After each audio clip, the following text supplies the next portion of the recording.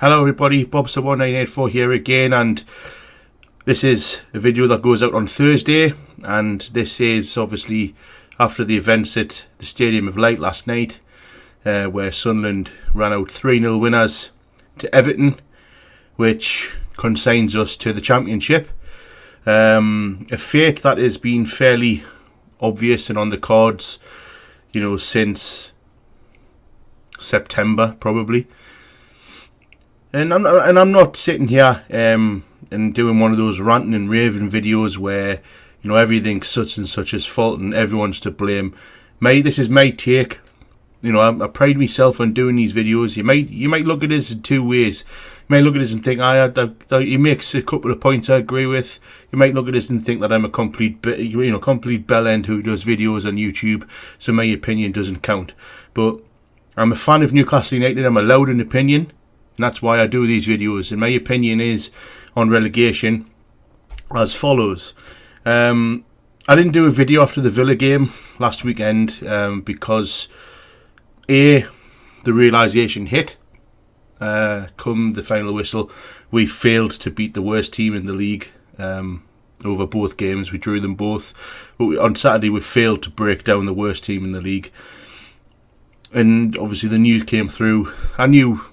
obviously I was keeping an eye on the score at the Sunderland game. I wasn't at the Villa game, but I watched it. And, I was keeping an eye, obviously, as everyone else was, on what was happening at Sunderland. And obviously them going ahead 3-2, fair play to them. I've got nothing but respect, for it. That team, Sunderland, right, obviously, massive rivals of my team, Newcastle United, but you've got to stand up and applaud them because every year they find themselves in the shit and they always find a way to get themselves out of it by showing heart, passion, guts and commitment. And I can do nothing but congratulate them for staying in the Premier League and say that, I don't obviously, I'm not happy about it, but, the fair play to them. They've done it again. Big Sam's proven to be the manager that's kept them in the league. He's done the job that was required. They've been better than us. They have been. They've shown more fight and commitment. But one thing that really annoys us is we waited too long to get rid of Rafa Benitez. To get rid of Steve McLaren and bring Rafa Benitez in. And when you wait too long to make a decision like that, you're only going to get bitten in the arse. And the only person to blame for that decision is Lee Charnley. Mike Ashley came out at the end of last season against West Ham, before the game that we needed to win to stay in the Premier League, and we did. And he came out in that interview, as everyone knows, and said that he is going to have no input in terms of the board. He's not making any of the decisions. He's there purely to supply the money. And his job was to supply the money. And to be fair to Mike Ashley, he spunked up 50 million in the summer transfer and 30 million in the winter transfer window. 80 million spent, and the blame has got to be lying with Graham Carr as far as I'm concerned. He is the one that has decided to spunk money on players such as Siem de Jong, Remy Cabella, Florian Thauvin, Henri Saivet. I mean, where's the bloke been? He's obviously not somebody that's in Rafa's plans. He didn't even play when Steve McLaren was there, and this is the manager that apparently bought him. John Joe Shelby to an extent, but I know that Steve McLaren apparently had input on these. He's not really performed. He was really good in his debut, but that's the reason why he's dropped. That's why he's not playing under Rafa Benitez. There's obviously something wrong with his attitude. Andros Townsend, for me, has obviously been our signing of the winter transfer window. Gini Wijnaldum, I'm not going to jump on his back too much because we have seen glimpses of his talent, but he has been missing since Christmas.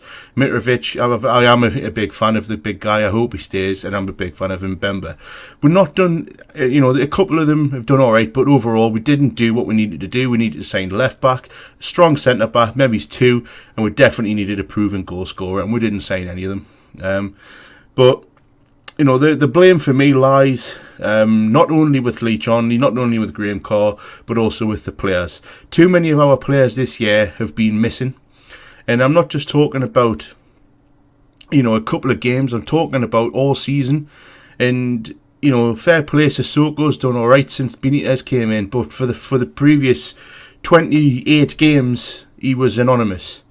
Wijnaldum, as I've mentioned, was great up until Christmas. He had scored 9 goals, but let's not forget 4 of them came in one game.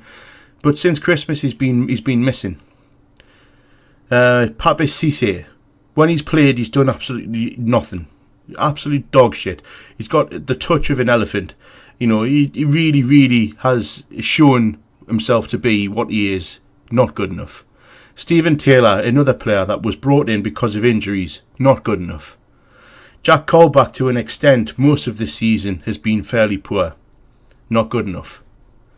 These are all players that have not been good enough, and these are all players that we've amassed over the last couple of seasons. CM De Jong, right? And now he's had his injuries. But we've spent what, $7.5 million on this bloke, and he spent the majority of this season on the bench.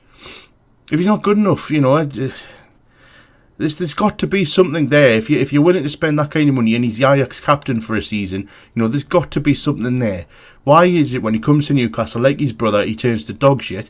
Like his brother's gone away and he's won the title 2 years in a row with fucking PSV, and he's been their top goal scorer. Is that going to be the case in this summer when De Jong leaves and he's going to be a world beater? Why can't Newcastle get the best out of these players? Obviously, that's because of the manager in the first place, Steve McLaren. He's a good coach, he's a good guy, but as a manager, he's an absolute joke. You get someone like Benitez in, we're now on a 5-game unbeaten streak, and he's actually got the team playing as if they're a team, and it's just too late, too little too late. Should have been brought in, 5 games earlier at least, maybe 10. If that was the case, I think would be safe. And this isn't me being a Geordie who's sitting here sucking lemons and being bitter before any Mackems jump on this post and say, oh, look at that sad Geordie bastard or whatever. I'm just giving my opinion, which as I said at the start, I'm entitled to do. My opinion is the players need to stand up and take the blame.